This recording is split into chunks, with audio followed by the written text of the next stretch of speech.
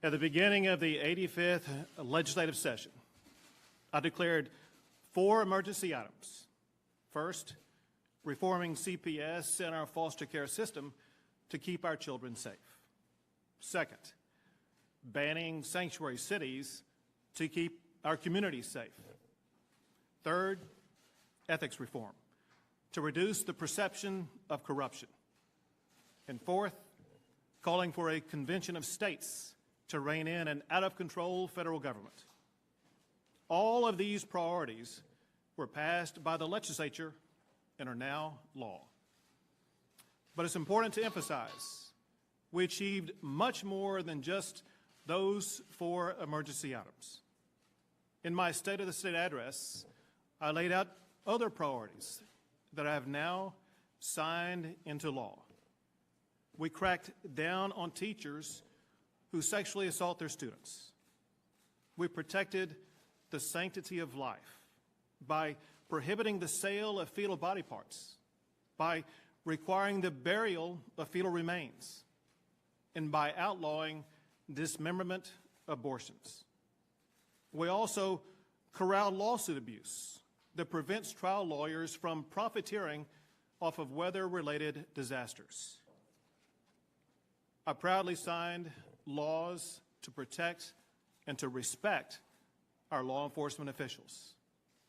We also passed a budget that funds my priorities like border security, early education programs, and job creation.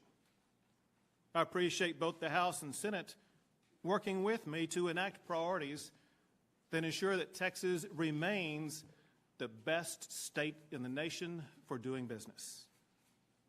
Now, considering all of the success of this past session, we should not be where we are today. A special session was entirely avoidable. There was plenty of time for the House and Senate to forge compromises to avoid the time and the taxpayer expense of a special session. Because of their inability or refusal to pass a simple law that would prevent the medical profession from shutting down, I am announcing a special session to complete that unfinished business. But if I'm going to ask taxpayers to foot the bill for a special session, I intend to make it count. The special session will begin on July 18th, 2017. The first order of business will be sunset legislation that failed to pass during the regular session.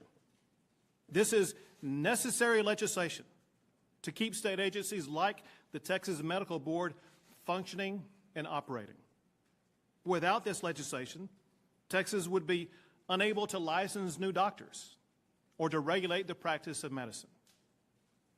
Unfortunately, it was used as political fodder during the regular session rather than the must-pass legislation that it is. To ensure its passage, the sunset bills will be the only legislation on the special session until they pass out of the Senate in full. The Lieutenant Governor has assured me what he has stated publicly. He can pass sunset legislation out of the Senate in no more than 2 or 3 days. After the sunset legislation passes out of the Senate, the following 19 items will be added immediately to the special session for the House and Senate to vote on. Nothing is more important than our children, their future, and our future is shaped by the quality of their education. My job as governor is to ensure that we attract and we retain the best and brightest educators. Too many of our great teachers are underpaid. Too many potential teachers work elsewhere because teacher pay is too low. Texas must do better. We must do better to attract and retain quality teachers in our classrooms. I want that process to begin now, during this special session. I want legislation on my desk that increases teacher pay by $1,000. To achieve that, Texas doesn't need to spend more. We just need to spend smarter. The pay increases can easily be achieved by passing laws that reprioritize how schools spend money. And we can do that without taxpayers spending a penny more. Now, to ensure that our public schools attract and retain the very best, I also want legislation that gives administrators greater flexibility in their hiring and retention practices. Principals and administrators should have the tools to retain and to reward the very best teachers and to replace those who are ineffective. Now, one way to improve teacher pay for the long term is to overhaul our outdated school finance system. We spend too much money on bureaucracy and overhead and too little money where it's needed in the classroom. To kickstart school finance reform, I want legislation creating a Texas Commission on School Finance Reform like Senate Bill 2144 by Senator Larry Taylor. The Commission will work throughout the interim on solutions to our failed Robin Hood program, and it will craft serious reforms for our broken school finance system. While we are working to improve education, we should also provide better opportunities for students with special needs. I've talked with countless parents who shed tears of joy when talking about the potential for them to be able to choose the school that is best for their child's needs. Those parents, they need our help. Their children deserve it. During the regular session, Representative Simmons authored a bill that would have addressed this issue, but that bill never made it to the House floor. I want to give this bill another shot. So I am adding school choice for special needs children to the call for this special session. Now, one reason why our school finance system must be revised is to rein in skyrocketing property taxes. Texans need property tax reform right now. I'm calling on the legislature to pass SB 2 with the rate rollback provision, or pass a better law that will reform the spiraling property taxes in Texas. If we are going to come together and work this summer at taxpayers' expense, then let us work on relieving Texas homeowners from out-of-control property taxes. For my next special session item, I'll offer a proposal that I raised last session. It's a proposal that is both good governance, and it might just solve our property tax problem. To rein in the growth of both state and local government spending, I'm calling on the legislature to pass either a law or to amend our Constitution to provide that neither state spending nor local spending can exceed the growth in population and inflation. Limiting the growth of both state and local spending to population and inflation will contain government spending while also retaining flexibility for our faster-growing communities. It should put a lid on government's ability to raise taxes, including those pesky property taxes. While we're on the topic of reining in local governments, I'm calling for legislation that reduces, restricts, and prohibits local regulations. Some local governments, like the City of Austin, are doing everything they can to overregulate. In the process, they are stifling our economy, interfering with job creation, and undermining private property rights. To end this regulatory overreach, I want legislation that does three things. One, prevents cities from micromanaging what property owners do with trees on their private land. Two, prevents local governments from changing the rules midway through a construction project. And three, speeds up permitting requirements so that city bureaucrats can't drag out projects and drive up the cost of doing business. Government's role is to empower and to create greater opportunity for both businesses and citizens to be able to prosper. These three proposals will help local governments achieve that goal. Cities are also abusing their authority when it comes to their annexation practices.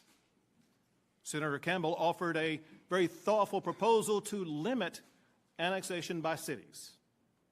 As she points out, forced annexation is a form of taxation without representation. Today, I'm bringing that bill back to life, and I am adding it to this special session. I want to reform and to restrict the municipal annexation process in Texas. Cities that annex property without the vote of those affected is piracy by government. It must end. Now, during the regular session, the legislature passed a law that prohibits Texans from texting while driving. I signed it into law today to ensure Texas is doing all it can to prevent accidents caused by texting while driving.